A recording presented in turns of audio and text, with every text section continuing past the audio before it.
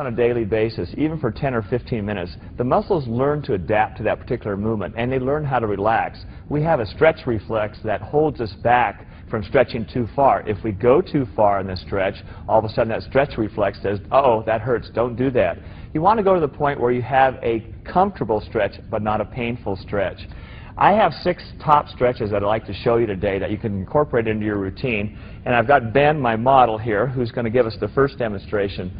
This first one's called a lying leg crossover. And for most of us, we have a lot of tightness all the way through our low back and our hips and our glutes. And this really targets your glute muscles, and there's several different permutations from that particular stretch. So I'm going to have Ben start on his back here and just come into the lying leg crossover. It's in a sit-up position. I'm just going to have Ben bring his right leg over the top. Now in this first movement, all we're going to do is just elevate his down leg, and that just cues your glutes initially. So what we're feeling right now is that we can feel that glute, and Ben, you can kind of point to the spot where you feel a little bit of tension just right in the glute right there. Now we can add to that load by putting his arm on the inside of his knee and actually pushing away and simultaneously pulling up with this hand. And the idea in doing the stretching is to stretch the muscle in slightly different planes. So we can push away. We can also change the position by bringing the hand around to the outside of the knee and pulling the knee towards the inside of the chest as if a crossover move. We can add to that by extending your upper leg straight up, and we get a little different stretch and a different load. The second stretch flexors are located in this region. When we stretch our hip flexors, we have to think, well, what's the purpose of doing that? Well, when you're running, you're obviously engaging your hip flexors every time your knee comes up on each stride. In a cycling position, your hip flexors are engaged all the time, and it's a very, very tight muscles. So quite often I see people do this incorrectly. We want to set this hip flexor stretch by dropping the down knee at an angle at about 110 degrees at the hip. And when we do this, we don't want to drag that knee back too far, nor arch our back. So Ben, I'm going to ask you just to tuck your pelvis underneath. And as soon as we do that and we push down on that knee and actually push down with a forward heel, we're going to feel that hip flexor begin to stretch just by doing this particular movement. Now we can add to the stretch by elongating the arm on the down leg. So just raise your arm overhead, and we can initiate that stretch and get a little greater stretch through that hip flexor. And finally, just give a little bit of lean forward, about 1 inch or 2 inches. Stop. That's good right there. And now we have a really perfect stretch for that hip flexor. This third stretch is the perfect piriformis hip glute stretch. Big mouthful, and it can be done a lot easier than trying to say it. The starting position for this stretch, I have Ben with his hands directly in front of his shoulders, just outside shoulder width, arms straight, chest real high, and chin high looking forward. Try not to arch the lower back. The heel actually is right in the crotch, and we're going to move that heel underneath our quad on the opposite leg in just a second. So on the first part of the stretch, you can actually push down on the opposite side as if pushing down with his hips, and you can actually get a little bit of hip flexor stretch to initiate that. The back leg is extended straight out behind with the toes pointed. Now I'm going to have you move your heel underneath your quad, Ben. Now as we do this, I'm going to gradually have him begin to rotate to this outer side to bring his glute down towards the floor. So he's going to slowly rotate towards me. Keep his arms pretty straight as he's doing this. Bring his glute all the way down to the floor, and then just rotate back up 2 or 3 inches. So it's a very slow pulse where you're actually stretching it through that 2 or 3 inch range, where you can feel the muscles around your hip and that ball joint of your hip begin to stretch and also relax. This fourth stretch is a partner hamstring stretch. You can also do this by yourself if you have a large towel or a belt by looping it around your heel, and I'll show you how it's done. I've got Mel on the ground here, and Ben's going to stretch her.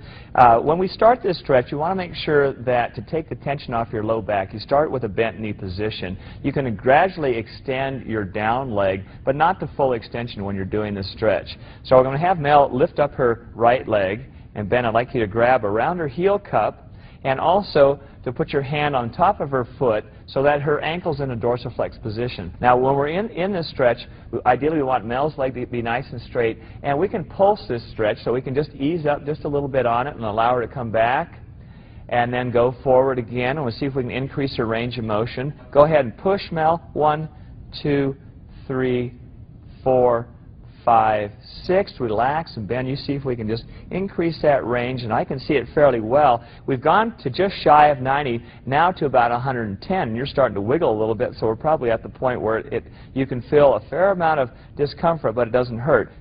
This fifth stretch is a partner quad stretch, and quite often you see athletes out on the track or before their run or after their run stretching their quad like this, and I'm going to use Mel as my support here, reaching up, grabbing their leg, and pulling their leg up. Well, this stretches primarily the lower part of your quad, but it doesn't put your hip in hip extension. So when we set this position up, the first thing we want to do is to make sure Ben pushes his hips forward slightly.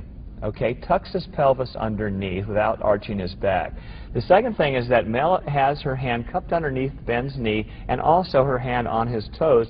We pull back into hip extension, so we move Ben's leg back to begin with without pulling up on the foot. Now, the second phase on this, we want to make sure that the knees are pointed straight down. We don't want the knee to flare out. Mel's applying pressure with the hand. We lift up and slowly push the heel in towards the butt. And ideally, if you're very flexible in a hip extension position, we can bring that heel all the way to touch the butt.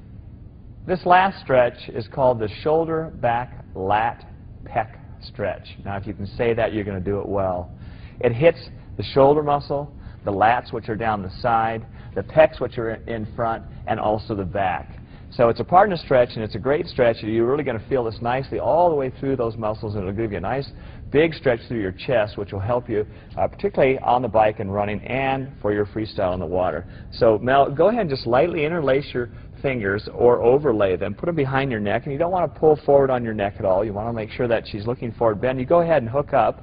We're going to go over the top of her arms, around the armpits, and then just have Ben interlace his fingers behind. The first part of this stretch is to pull back gently on her elbows, all right? And go ahead and Ben, pull back lightly. And as she's doing this, she's going to begin to feel a stretch through her lats and also her pecs and her shoulders when she's doing this. Now, the second part, we can ease up just a little bit, and we're going to put Mel on the rack and just lift straight up now. There we go. And Ben, you can keep coming up. All right. And go ahead and ease up again, but don't let go. Now, this last one, we're just going to try to incorporate a slight half twist on this. So we're going to pull up on the left side and let the right side drop down. So go ahead and just twist, and we're pulling up, and we're going to feel it stretch all the way down. In fact, you're going to feel it stretch all the way down to your hip joint, and we'll go to the other side. And again, when we're doing these stretches, ideally, if we can do each phase about 90 seconds to 2 minutes, and not as quickly as we're running through these. All 6 of these stretches can be incorporated into your routine, either before or after your sessions, or even at night if you have time where you're relaxing. Just to put in these 6 stretches, you're going to find that your range of motion is going to be enhanced and hopefully prevent some injuries down the road.